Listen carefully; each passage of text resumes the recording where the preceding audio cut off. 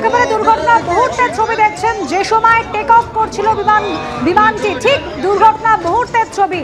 বিমান দুর্ঘটনা, যে বিমান দুর্ঘটনা 18 জনের মৃত্যু হয়েছে ত্রিভুবন আন্তর্জাতিক বিমানবন্দর, সেই বিমানবন্দর থেকে টেক অফ করছিল প্লেনটি।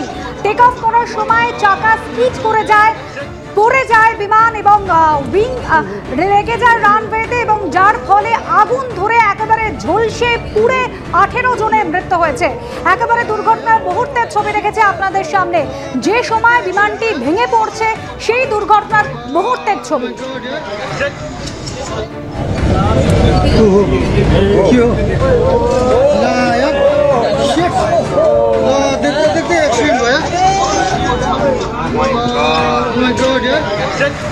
সবেমাত্র রানওয়ের মাটি ছেড়ে আকাশে উড়েছিল সামান্যই, কিন্তু তারপরেই হঠাৎ ডান দিকে বাঁক নিয়ে নেয় বিমান এবং তারপরেই একেবারে মুখ থুবড়ে পড়ে, আর সেখানেই কিন্তু আগুন লেগে যায়। বিমান একেবারে ভেঙে চুড়ে যেমন খান খান হয়ে গিয়েছে, তেমনই মর্মান্তিকভাবে ভয়াবহভাবে 19 জন যাত্রীর মধ্যে 18 জনের মৃত্যু হয়েছে।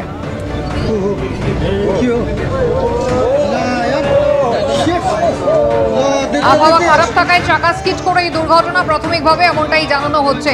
সবেমাত্র রানওয়ে ছেড়ে উড়েছিল বিমান, কিন্তু তারপরে হঠাৎ ডান দিকে তা মোড় নিয়ে নেয় এবং তারপরে কিন্তু বিমান একেবারে মুখ থুবড়ে পড়ে, আর তাতেই ভয়াবহ আকার নেয় গোটা পরিস্থিতি। 18 জনের মৃত্যু হয়েছে।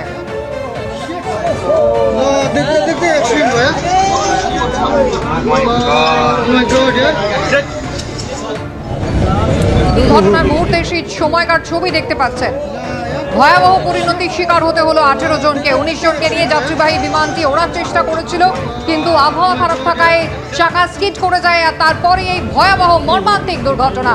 সামান্য উড়েই কিন্তু রানওয়ে থেকে একেবারে ডান দিকে মোড় নিয়ে নেয় হঠাৎই বিমানটি এবং তারপরে একেবারে ভেঙে পড়ে।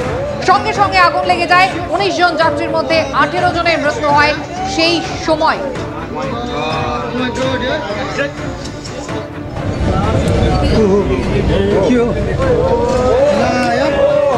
প্রথমবার নয়, 2010 থেকে 2024 সালের মধ্যে অন্তত পক্ষে 12টি দুর্ঘটনার সম্মুখীন হচ্ছে নেপাল। আর এখানেই প্রশ্ন উঠছে, কেন বারবার করে বিমান দুর্ঘটনা ঘটছে। ব্রতদীপ ভট্টাচার্য আমাদের প্রতিনিধি রয়েছেন আমাদের সঙ্গে। প্রতিদীপ, সেই ভয়াবহ ছবি আমরা দেখাচ্ছি।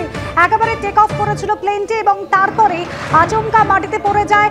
ডান দিকে মোড় নিয়ে যখন মাটিতে পড়ে সঙ্গে সঙ্গে আগুন ধরে যায় এবং অগ্নিদগ্ধ হয়ে 18 জনের মৃত্যু হলো। প্রাথমিক তদন্তে এখনো পর্যন্ত কি বলা হচ্ছে? এক্ষেত্রেও কি হিউম্যান এরার নাকি আবহাওয়া খারাপ থাকার দরুণই দুর্ঘটনা?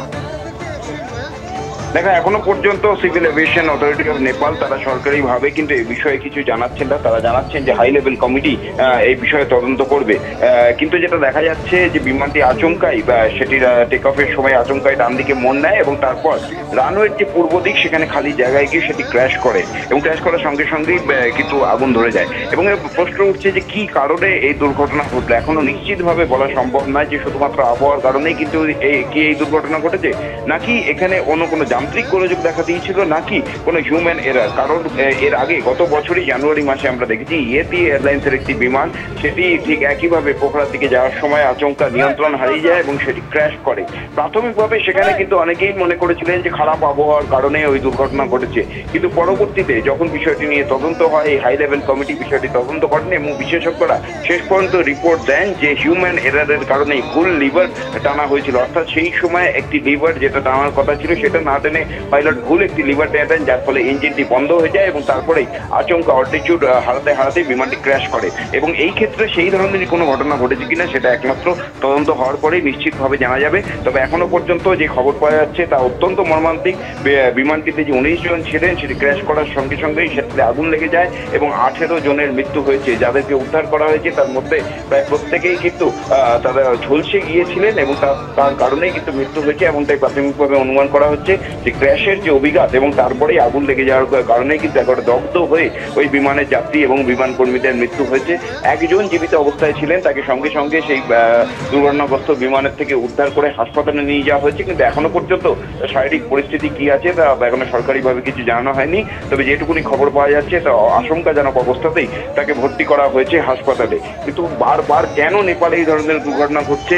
যে সমস্ত বিমানগুলি নেপালের যে ডোমেস্টিক রুটগুলি রয়েছে সেখানে যে বিমান বিমানগুলি চলে সেগুলোর মান অত্যন্ত খারাপ, এমনটাই অভিযোগ ওঠে বারবার। এবং প্রত্যেকবারই কিন্তু এই দুর্ঘটনার পর নানা প্রশ্ন ওঠে, কিন্তু তারপরেও কিন্তু আবার বহাল তবিয়তে এই যে বিমান সংস্থাগুলি এখানে অপারেট করে তারা কিন্তু সেই যে পুরনো রীতি সেগুলোই চালিয়ে যায়, এমনটাই অভিযোগ। যার কারণে গত বছর আমরা দেখেছিলাম যে নেপালের যে এয়ারপোর্ট রয়েছে প্রত্যেকটিতেই কিন্তু ল্যান্ডিং এবং টেক অফ অত্যন্ত চ্যালেঞ্জিং, অত্যন্ত ঝুঁকি থাকে সেখানে। এবং সেই কারণে এবং আবহাওয়া একটা বড় ফ্যাক্টর, সমস্ত কিছু দেখে সেখানে বিমানের যে পরিকাঠামোগত অবস্থা রয়েছে সেইটি দেখে কিন্তু অনেকেই প্রশ্ন তোলে যে সেইখানে মেনটেন্যান্স ঠিকভাবে হয় না বিমানগুলি, এবং যারা পাইলট থাকে তাদের দক্ষতা নিয়েও একাধিকবার প্রশ্ন উঠেছে। এবং সত্য গত বছরই যে দুর্ঘটনা ঘটেছে সেখানেও পাইলটের ভুলের কারণেই ওই দুর্ঘটনা ঘটেছিল এমন তথ্য পাওয়া গেছিল রিপোর্টে। এখন আজকের এই ঘটনা কি কারণে হলো তা নিশ্চিতভাবে জানা যাবে না, তবে অত্যন্ত মর্মান্তিক খবর যে 18 জনের মৃত্যু হয়েছে এই ভয়াবহ বিমান দুর্ঘটনায়। একেবারেই ব্রতদীপ, তুমি আমাদের সঙ্গে থাকো। জীবন্ত দগ্ধ হয়ে 18 জনের প্রাণহানির মতো ভয়াবহ ঘটনা ঘটেছে। এক্ষেত্রে একেবারে প্রাকৃতিক দুর্যোগ নাকি কোথাও হিউম্যান এরর রয়েছে তা জানা যাবে অবশ্যই যদি বিমানের ব্ল্যাক বক্স উদ্ধার করা সম্ভব হয় এবং তারপরে ফরেনসিক তদন্ত করে, তবেই কিন্তু বিস্তারিত জানা যাবে যে কিভাবে দুর্ঘটনা ঘটলো। তবে প্রাথমিকভাবে যা মনে করা হচ্ছে আবহাওয়া খারাপ এবং সেই কারণেই একেবারে টেক অফের সময় অর্থাৎ ওড়ার সময় কিন্তু চাকা স্কিড করে যায়।